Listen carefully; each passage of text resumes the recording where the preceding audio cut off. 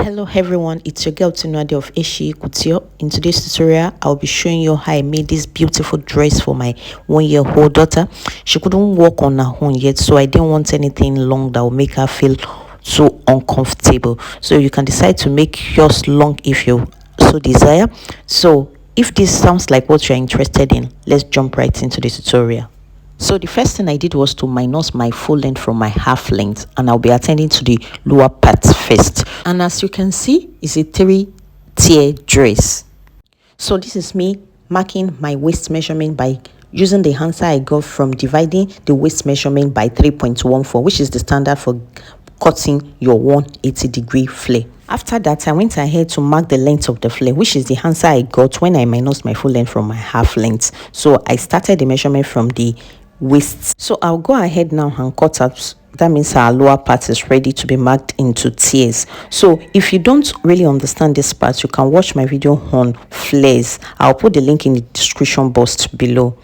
So our down part is ready, and what I'll be doing next is marking this into layers, into tiers. So the first thing I did was to leave ½ inch up and ½ inch down, because that's the ½ inch up will be serving as the allowance to join the upper part too, while the one at the down part will be serving as my hemming allowance. So afterwards, I measure what I have left into 3 so that I can get 3 tiers. The total length of the flare is 10 inches. With my ½ inch up and ½ inch down, I had 9 inches left. So I went ahead to divide the 9 inches into 3. So each tier like that is like 3 inches. So the next thing to do is to cut our 2 nets. So I'm going to be using 6 inches to cut these 2 nets, because the length of each tier that we marked on the bridal satin was 3 inches, and the first tier must rest on the second with at least 3 inches. So 3 plus 3 makes it 6 inches. So I'll go ahead and mark out 6 inches on the 2 nets, then cut out.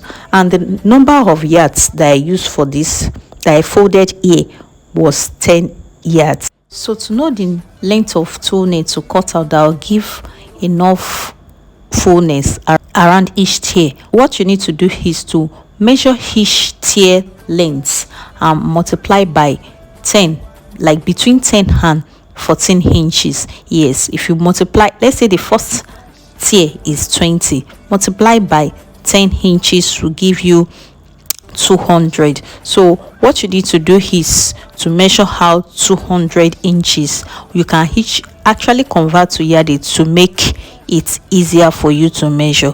So you go ahead and cut the first layer out. So let's say the second layer is 25 inches, or let's say 30 inches. You go ahead and multiply by 10 inches, it will give you 300. You go ahead and measure out 300 inches, or you divide the 300 by 36 to convert it to yardage, so that it will be easy for you to measure. Another thing worthy of note is that I triple the 2 nets for each tier. That is, the first tier I used 3 layers of net. The second tier I repeated the same thing. The third tier I made sure that I cut out 3 layers, because I'm going to place them together to form one, so that it will give me the fullness that I need. I'm done cutting the 2 nets. So what we are going to do next now is to place the net in 3s. Remember I said I'm going to triple it, so I'll place it in 3s, gather it, then show us how it looks. So before then, let's cut the upper part, which is the half length.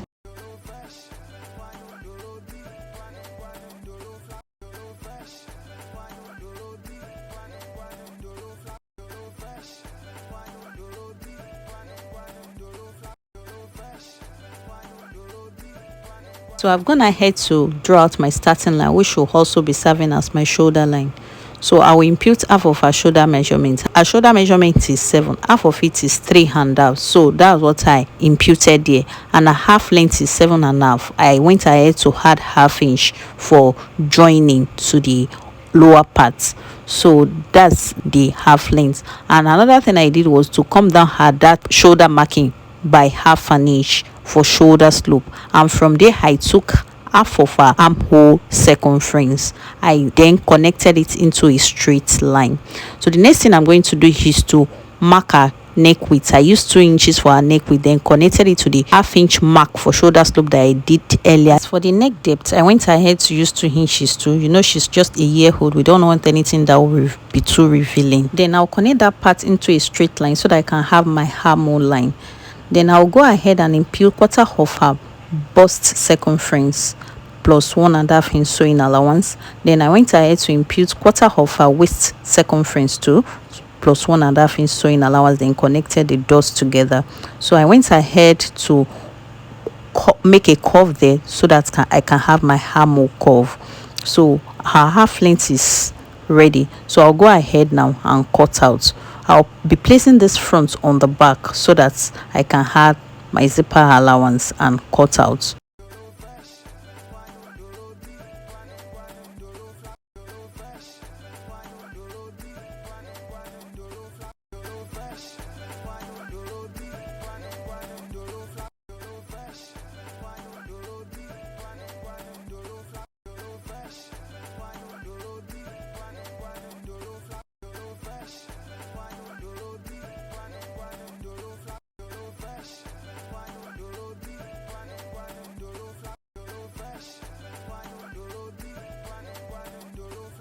I have my front and my back piece now, so what I'm going to be doing next is to remove 2 inches. Yes, I'm going to mark 2 inches from the shoulder and cut it out from both the front and the back. This is just because of how the style is.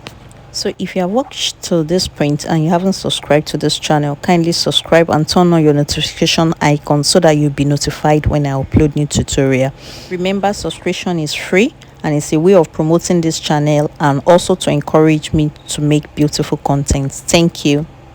So I'll go ahead now and cut out the 2 inches mark that I made. Remember, I cut both the front and the back together so to form a straight line. Don't worry, just follow what I'm doing. You will understand later on as we proceed. What I'm going to do next now is to use this satin to cut out layers of net. I'm not going to be using my satin like that. I don't like using it. When you use net on it, it tends to give you this kind of rich look. It makes your ball dress, as in children wear, to look so rich and very neat. So I've gone ahead to cut out layers of net. I cut 3 layers of net for front and for back. After cutting the toe net, I also went ahead to cut lining for the front and for the back. So the next thing now is to properly secure the layers of toe nets on the satin with pins before taking to the sewing machine to sew. So as you can see, the toe net has been properly pinned to the satin and I also have my lining there. So what I'm going to be doing next now is to place the lining on the main fabric with right side facing right side, and I'm going to sew following the direction of my finger. So guys, this is the results. This is what we have. You can see the layers of toe nets already gathered, sitting pretty there, and that is my half length. I've already turned it with lining and I've gone ahead to give it a good press. I've also gone ahead to cut lining for the lower part that is like 2 inches short. So what we are going to be doing next now is to start attaching her already gathered net to the flare parts. So I'm going to open it out. The first one is going to sit around the waist part there, then the second one will sit on the second line, then the third one will sit on that line. So that's how I'm going to be placing it. Remember, we use 10 yards of toe net to cut this. In case you are trying to manage your toe net, you can go ahead and adopt the method of measuring the circumference of that marked part. So that's what you are going to use to cut your net. Then you make sure that you identify each one that will sit on each line. So I'll go ahead now and attach the toe net on the already marked line on the flare. So I will show us how it looks.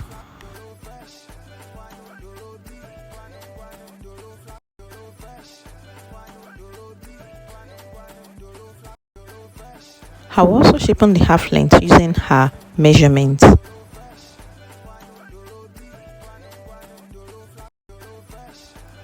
Ta-da! Isn't this beautiful? Just check this out. You can see the way it's looking so beautiful. So what I did was to attach the first one like so. You can see the way I attached it. The second one, I've turned it face down so that it can conceal the raw edge. I did that for the second and the third layer so that it can conceal the raw edge. So the lower part is ready, and you can see our upper bodice there looking pretty too. We can see it. I've gone ahead to shapen it, and that is my lining. So, and I've also gone ahead to cut a hard net for it, which I'll be gathering to the upper part, to the waistline of the flare of the lining. So, and I made sure that the net is 1 inch shorter than the lining.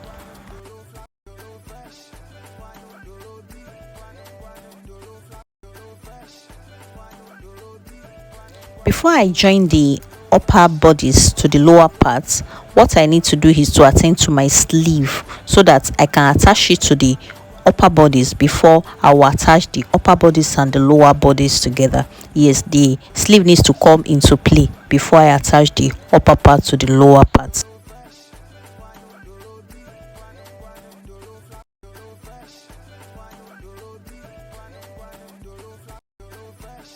So pay proper attention to the way I place my tape to measure the sleeve. So what I did was to take 2.5 inches out. Remember, we cut out 2 inches from the bodice and we use 1/2 inch to turn the neck part. So I placed my tape at 2.5 inches. You can see the way I extended my tape outside. Yes, I extended it out by 2.5 inch, and I slanted it to the midpoint of the front. Yes, and that sleeve is going to be sitting just the way I positioned my tape, to the front and to the back. So whatever measurement you get is going to be multiplied by 2. So this is me measuring my strip of fabric that I'm going to use to make my sleeve. So the measurement I use is 15.5. I actually measured 16 inches on the upper bodice, but I decided to use 15.5 because I don't want it to gape on the baby. I want it to sit well. So you can actually remove half an inch to 3/4 of an inch from your measurement, whatever it is that you measured on your upper bodice. You can remove half an inch to 3/4 so as to eradicate any form of gaping that might want to occur around the neckline. So I'll go ahead now, cut out my 15.5 by 2 inches out so that I can start the sleeve.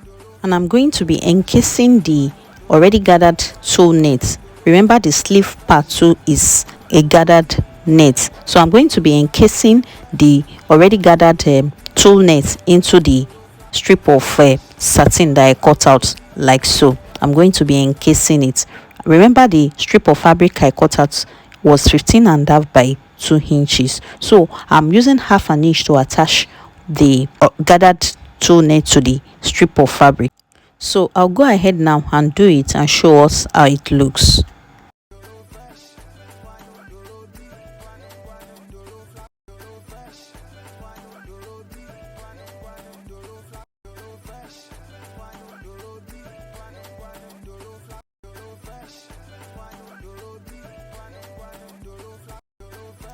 So here we are. This is what we have. You can see the way it's looking. So when you make yours, you should have something like this. So you can see the way it is, and I've also gone ahead to notch the midpoint of my front. I've notched the midpoint of my front. Hope we can see.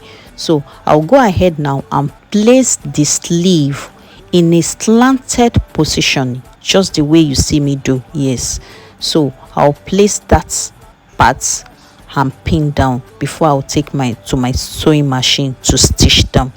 So this is it. I'll go ahead and pin that part down. Yes, it's sitting on the center mark that I made on the front part. So you can see that part that I touched must sit on that spots on that pointed part too. So I'll pin that part together, then take it across to the back. Then it will be half an inch away from my zipper allowance, so I will pin it at half an inch away from my zipper mark. So I'll pin it down. I will also repeat the same process to the other side of the sleeve.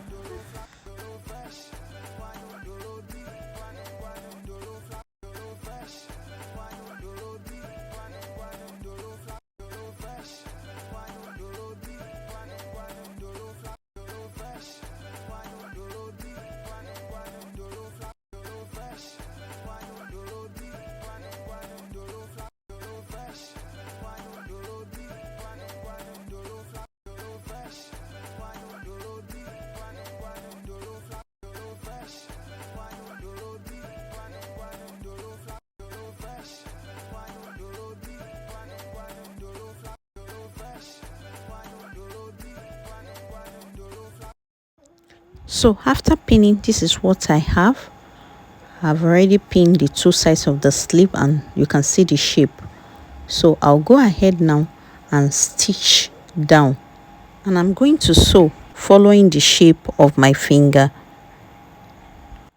I'll sew front and back, repeat the same process to the other side of the sleeve, then I will show us the outcome.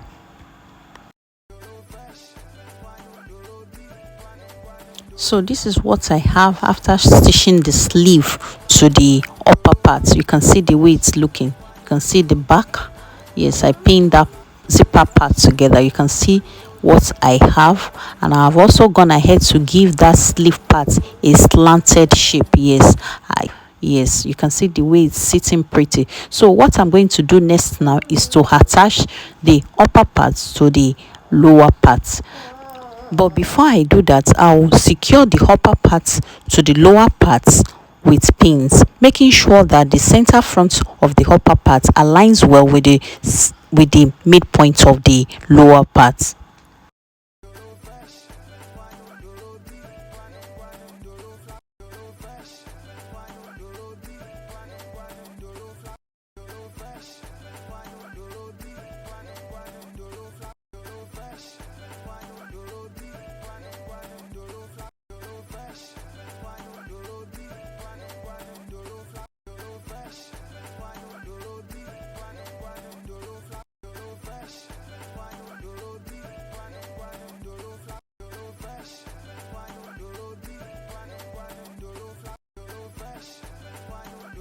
So after properly pinning the upper part and the lower part together, I'll go ahead and stitch down with half an inch. This is my lining. So what I did was to gather my hard net. Yes, I gathered my hard net on the lining. Yes, I gathered it on the lining, making sure that it is no longer than the lining.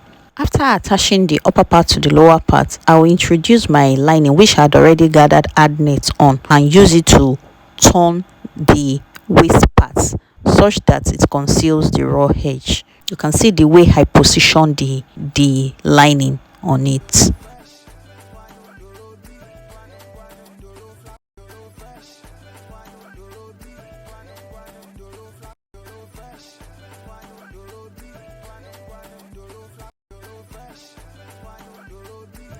So after joining the lining, the upper part and the lower part together, this is what I have. You can see the way it's looking. Yes, that's my lining, that's the hard net under, and that's my support fabric for the two knits. So you can see the way it's looking. Isn't this beautiful? Isn't this gorgeous? So that is the right side. You can see the way it is. So what I'm going to be doing next now is to install my zipper. Yes, I'll be installing my zipper. That will be off camera though, so you can see it. I'll just install the zipper, try out some applique on it, and probably use stones on it. Then we'll see how it looks. So after decorating with some appliques and cloth stones, it was looking so gorgeous, but it was kind of a bit difficult for me to get my daughter to have a good pose at one. It was really difficult. So thank you so much for sticking by. Don't forget to like this video, don't forget to comment, turn on your notification bell so that you'll be notified when I upload new tutorial. So thank you so much. See you in my next video. Bye.